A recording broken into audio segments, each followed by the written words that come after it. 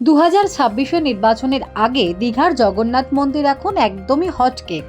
বাংলার প্রতিটা বাড়িতে রথের আগেই পৌঁছে যাবে জগন্নাথ মন্দিরের প্রসাদ, এমনই দাবি করেছেন মুখ্যমন্ত্রী। আর এই প্রসাদ শব্দতেই আপত্তি শুভেন্দুর। বিরোধী দলনেতা শুভেন্দু অধিকারী শুক্রবার সাংবাদিকদের মুখোমুখি হয়ে সেই প্রসাদের সমালোচনা করেন। লোকাল মিষ্টি দোকানে হচ্ছে, দীঘা থেকে বানিয়ে আসছে না। আমি বাংলার প্রকৃত হিন্দুদের বলছি, মিষ্টান্ন হিসেবে গ্রহণ করুন, পচে না গেলে খান, প্রসাদ হিসেবে গ্রহণ করবেন। কিন্তু এতে তো প্রচুর টাকা উঠে আসবে সরকারের কাছে। এটা তো টাকা ইনকামের তো একটা রাস্তা। না না, টাকা নিচ্ছে না, নিঃশুল্ক ভোট চাইছে। উদ্দেশ্যটা কি? ওবিসি করে মুসলমান ভোট নিয়ে নিব, গজার পেড়া খাইয়ে যদি কিছু হিন্দু ভোট পাওয়া যায়।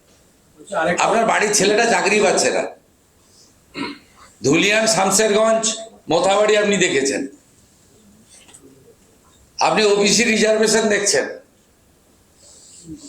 আপনি দেখছেন আপনার হোলিতে রং দেওয়াতে আপত্তি, আপনি দীপাবলিতে কি করবেন, আলো জ্বালাবেন কিনা, বাজি ফাটাবেন কিনা, কি ধরনের বাজি ফাটাতে পারবেন বলে দিচ্ছে, সরস্বতী পুজো করতে পারবেন কিনা,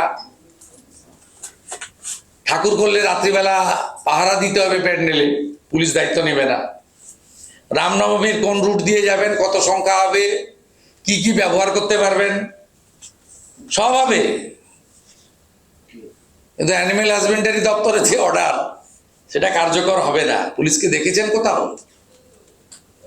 মাটিগাড়ায় কি হয়েছে, আসানসোলে কি হয়েছে, নিউ টাউনে কি হয়েছে। আজকে আমার এলাকায় সকালবেলা নন্দীগ্রামে পাবলিক কি করেছে খবর নেন।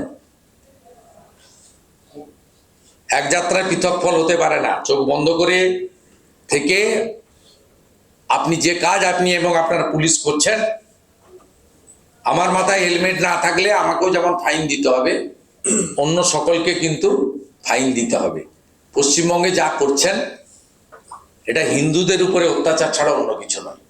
Bureau report, D Bangla news.